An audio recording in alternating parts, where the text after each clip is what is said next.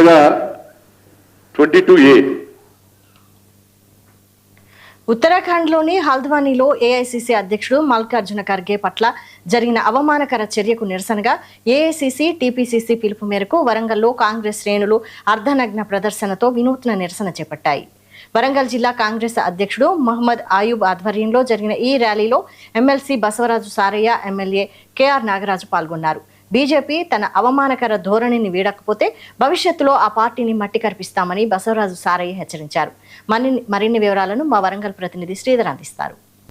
ఈరోజు వరంగల్ ఉమ్మడి జిల్లా వ్యాప్తంగా కాంగ్రెస్ సత్యాగ్రహ ర్యాలీతో వినూత్న నిరసన చేస్తున్నారు. ముఖ్యంగా మల్లికార్జున ఖర్గేకు సంబంధించిన అంశంలో తనకు అవమానకరించారంటూ ఈరోజు పెద్ద ఎత్తున ర్యాలీ చేస్తున్నటువంటి అంశం చూడవచ్చు. ఈరోజు వరంగల్ వర్ధనపేటకు సంబంధించిన ఎమ్మెల్యేతో పాటు ఇక్కడ మా ఎమ్మెల్సీ సారయ్య గారు కూడా వినూత్న నిరసన చేస్తున్నారు. చుద్దశీతికరి ఉంటే బూటకప్పు బీజేపీ అనే ఒక నాటకం అంటూ ఒక వినూత్న ప్రదర్శన అయితే చేస్తున్నటువంటి అంశం చూస్తున్నాం. ప్రధానంగా ఏదైతే రాష్ట్ర వ్యాప్తంగా కూడా ఏఐసీసీ అదేవిధంగా టీపీసీసీ పిలుపు మేరకు అయితే పెద్ద ఎత్తున ఇక్కడ ధర్నా చేస్తున్నటువంటి సందర్భం కనబడుతుంది.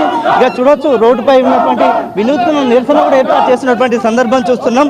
ప్రస్తుతం మనతో మాట్లాడేందుకు బసవరాజు సారయ్య గారు ఉన్నారు. ఆయన అడిగి తెలుసుకున్న ప్రయత్నం. సార్ ఎట్లా ఉందని చెప్పవచ్చు?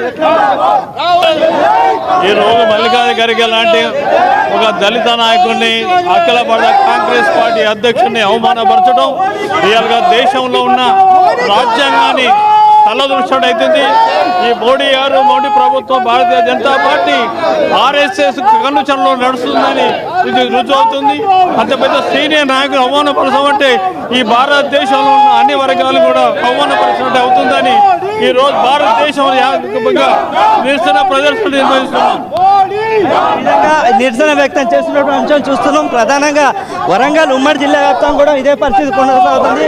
పెద్ద ఎత్తున కూడా ధర్నా చేయడమే కాకుండా రాష్ట్ర వ్యాప్తంగా కూడా ఈ నిరసన తెలిపి రాష్ట్రంలో ఉన్నటువంటి బీజేపీకి సమాధానం చెప్పే విధంగా ముందుకెళ్తామని చెప్తున్నటువంటి అంశం అయితే ఇక్కడ వరంగల్లో ఉన్నాయని చెప్పుకోవచ్చు. ప్రధానంగా ఈ వ్యాప్తంగా అయితే జరుగుతున్నటువంటి నిరసన అయితే కొనసాగుతుందని మాత్రం ప్రధానంగా మనకు తెలుస్తుందని చెప్పుకోవచ్చు.